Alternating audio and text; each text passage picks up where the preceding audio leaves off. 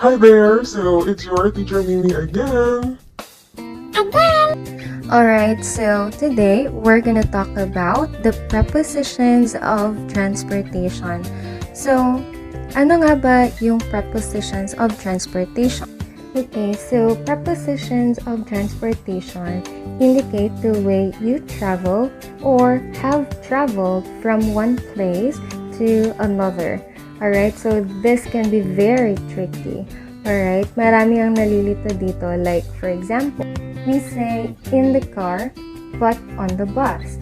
Bakit hindi natin pwedeng sabihin na on the car or in the bus? Okay, malalaman niyo yan as I discuss the prepositions of transportation later. So, ano-ano nga ba yung prepositions of transportation na ituturo ko ngayon?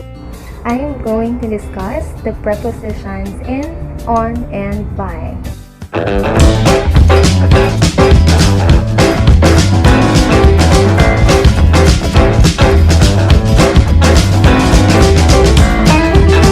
In is used for private transport. Alright? Ibig sabihin, ito yung vehicles na hindi natin sinishare sa iba with the known or other passengers.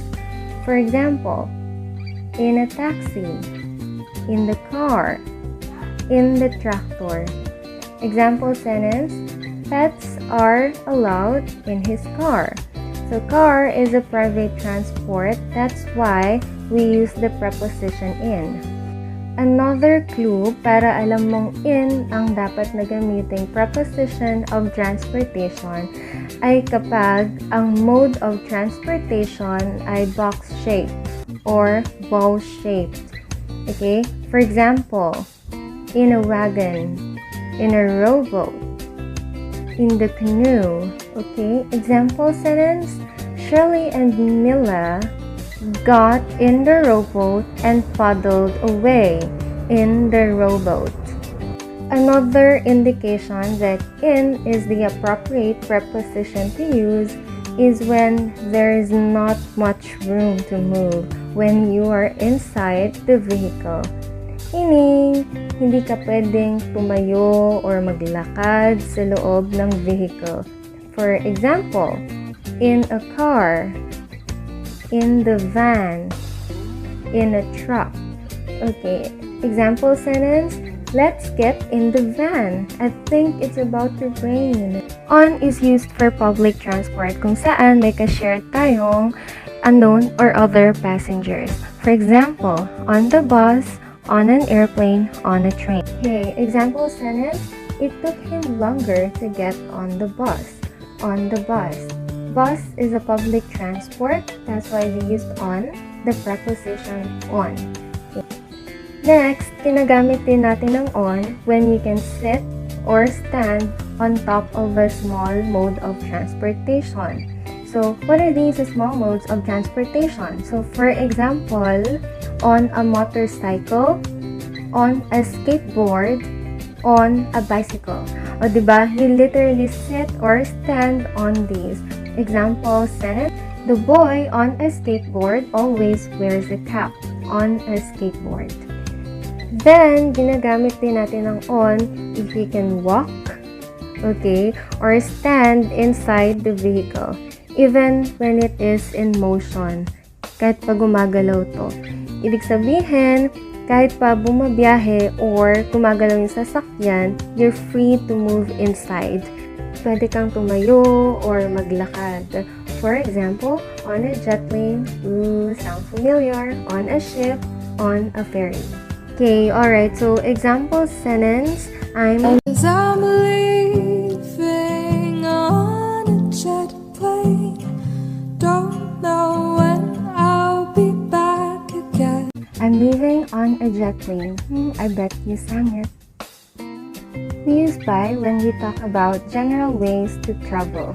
Hindi specific. Pwede mong sabihin na he traveled by plane.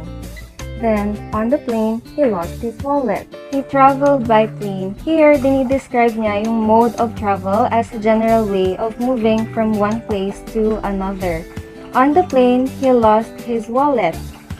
Here, on that specific plane, niya nawala yung wallet. not on any other plane. Particularly, dun lang sa plane na yon. Okay. Example, by car, by train, by boat. You also have to take note that the preposition by comes after a verb or a noun. Alright, so I'm gonna make it clear with this example. So, I always go to school by bus. In this example, school is the noun, followed by the preposition by. They returned by boat. Dito naman, sa example na to, gumamit ako ng verb return. Okay? And as you can see, the preposition by comes after it. Alright. In addition to that, we can use by to pertain to the transportation environment. Okay? So, ano yung mga yun? Ano yung mga tinatawag nating transportation environment? So, we have by sea, by land, by air. For example, a journey by air costs a lot. Ibig sabihin, lahat ng sasakyang panghimpapawid ay mahal. So, this is the end of the discussion. It's time for you to take the quiz. You may comment your scores down below.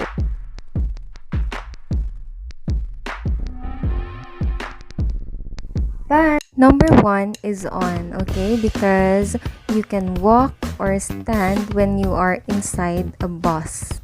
Number 2 is by, okay? Because the word work here functions as a noun, so it should be followed by the preposition by. Additional information, wala din kasing article an, or the bago yung mode of transportation na car. Number 3, on.